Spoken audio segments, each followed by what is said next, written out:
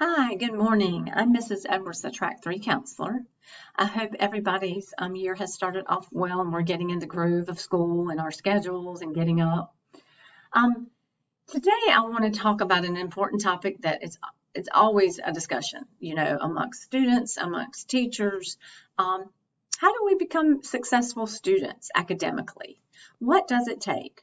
And there are a lot of pieces involved in this. It's not just one answer that we have, but there are a lot of things that we need to look at if we want to be successful. Some things that we automatically think about in being successful are things like being organized, managing your time, setting goals, and how you study. But there is one area that sometimes I'm not sure we're always as focused on and really working at. And that is the type of belief you have about yourself as a student. What do you believe? Do you have a positive belief about yourself as a student and how you are and what you're doing, or is it a negative belief? Some students have negative beliefs about how they are as students, and this can really slow the process of moving forward, being successful. You can really put up some roadblocks when you have these negative thoughts. Let's look at some examples of these thoughts, and these may be things you have said before, or you hear others saying about themselves. And even as adults, sometimes we are saying these things. I will always make mistakes. I'll never catch up. I'm stupid. I'll never understand this. So when we have these negative beliefs, this can really hinder us in being able to move forward and attempt to be successful.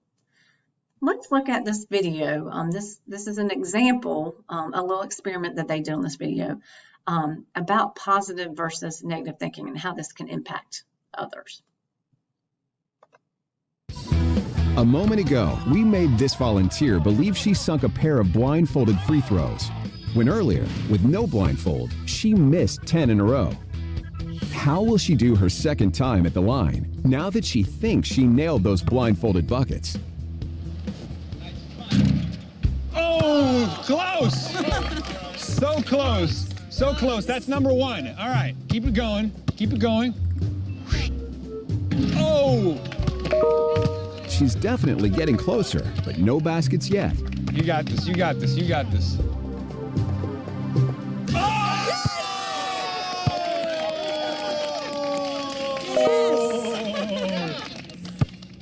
Oh, you.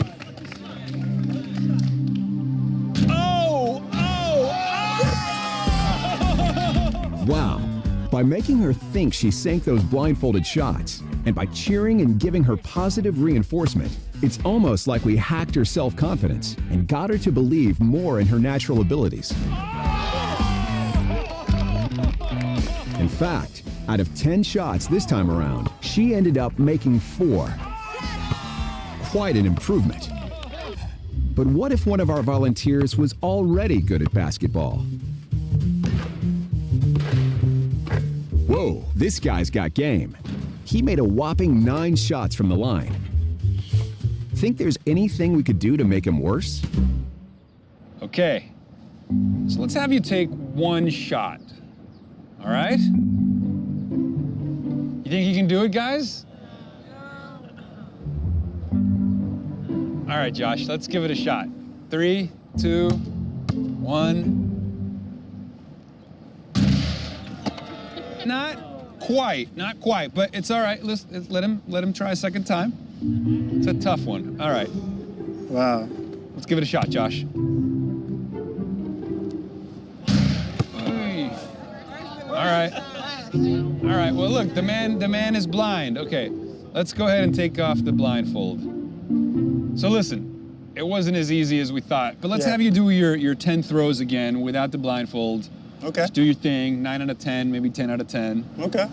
All right, let's see. You guys got his A game on? Come on, Josh. Whoa.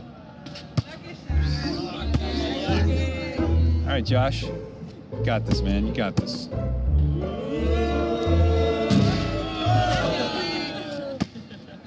All right, that's 2.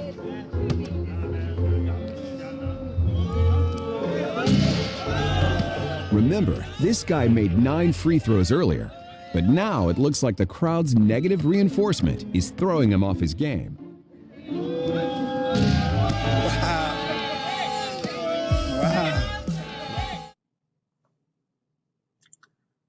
All right, so what did we think about that video? It's amazing how the first lady, she got positive reinforcement when she was blindfolded, and she didn't do well, but because she got that positive reinforcement, she was able to shoot better without the blindfold, versus the guy who got negative reinforcement or negative belief that during his blindfold that impacted him in a negative way, to not be able to shoot as well without the blindfold. So you can definitely see the impact that our thoughts have on us. When we're thinking negatively or have those negative vibes, we're not going to do as well, as you saw from the guy. Whereas, when we have that positive feedback and we keep encouraging ourselves and thinking positively, we tend to do better, as the girl did. So it's amazing how our thought process is and how it can really either impact us negatively or positively. So let's talk about how we can change that negativity. If you're a student that has that negative belief about yourself, I really want you to take the challenge today to really focus on trying to change that, to make it better for you, for your academic success and other areas in your life. Try and make an effort to think positively every day.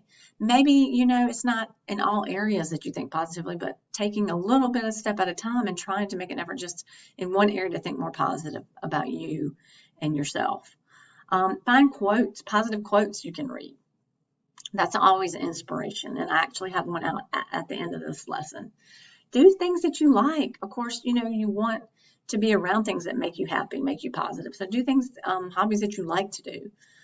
Use mindfulness. I talked a lot about this last year. Guided imagery. Imagining yourself in a positive environment with positive things coming at you, others saying positive things about you. Being able to imagine that will help you think more positively. Doing meditation, breathing exercises can help with your positivity. Believe you can change how you are thinking. If you're set that nothing's ever going to change, you will not change. But if you think, I can do this, things can be different for me, I just need to change my thinking, you will see a change for sure. It may take a little time, but it will happen. Keep in mind, nothing is permanent. There is always room to change in every arena of our life. Nothing is permanent. Remind yourself of what you are grateful for and the positives in school. Sometimes we really look at school as negative in all aspects. You need to find the positive, whether it just be I have friends at lunch that I can talk to, or I really like going to PE. I get exercise. I get to see friends. But you need to find what you're grateful for. Maybe you're grateful that you can walk to school and not have to ride the bus. Maybe you're grateful that you have your best friends here at school with you. But really thinking about that, what are you grateful for, and the positives at school. Like I said before, it is a process that will take time. This is not an overnight thing. You have to change your thinking, and that is a process. But hopefully, if you're a student that has those negative beliefs, using some of these things I've listed, start to put those in action. And I am hoping you and thinking you will see a change. I want to leave you with a quick quote I found. I always like my quotes, and this you could take with you, write it down, and this could be one of your positive quotes that you find. Accept yourself, love yourself, and keep moving forward. If you want to fly, you have to give up what weighs you down. And as we've talked about, those negative beliefs, they will weigh you down. Don't let them. You can begin to think more positive, find the positives, work at it, and it will help you to be successful, not only academically, which is kind of where we're focused at for these next couple lessons, but in life in general, in many areas. Taking away what weighs you down will help you to be more successful. I hope today's little lesson was helpful.